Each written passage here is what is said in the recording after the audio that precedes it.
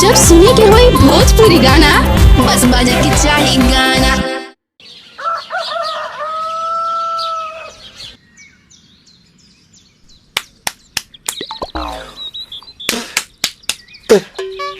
ताए भैया ताहे लरुआल बारा का कहीं रे मने नहीं खेलागत। मन में ता हो दिल बा ओकरा से मिलला बड़ी दिन हो गइल बा। ते तला थे हो ओकरे से ओ तला थे ते तला थे थाप थाप बतावन ना मल दे आ था बुद्ध दैनी ये दो बात तो ही का हमारे भी दो दाल बा मिलवा दे मिलाऊ ना आवा थू ना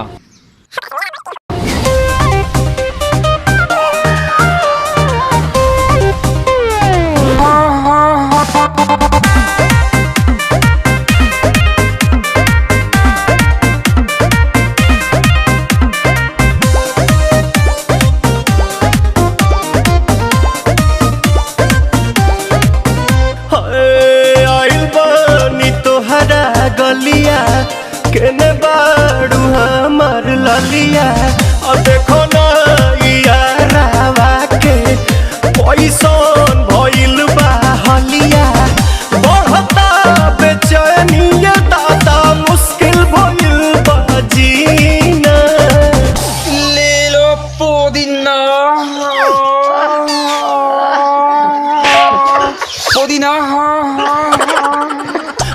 पुदीना लेला पुदीना लेला पुदीना भरिया के हसीना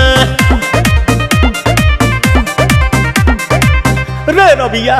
नायिका रे लूटा ना भैया तलाई माला तनी मार मार नितला ना नितला जल्दी नितला बहाला हो नितला ना नितला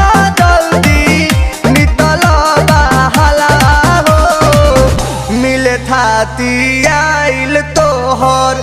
दाँव के लाभाला हो मिले थाती आइल तोहर साथी तो अब ता तली सोचा तानी बारह बाबा झट देखता रही तो सनमवा से हमारा मिला न मायरा ना तो हम दे देम यही जे परनमा हो बेची बेची गावतानी गाना मायरा। 1 मिनट भाभी आती हूँ।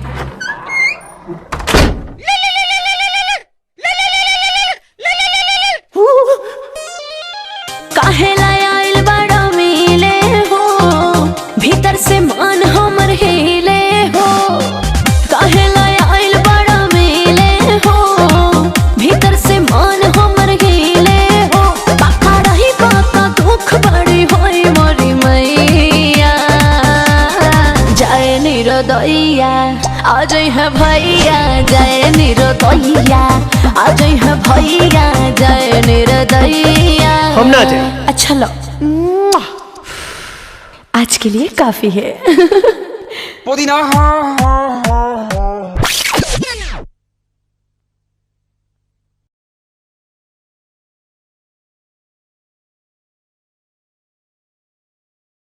ले लो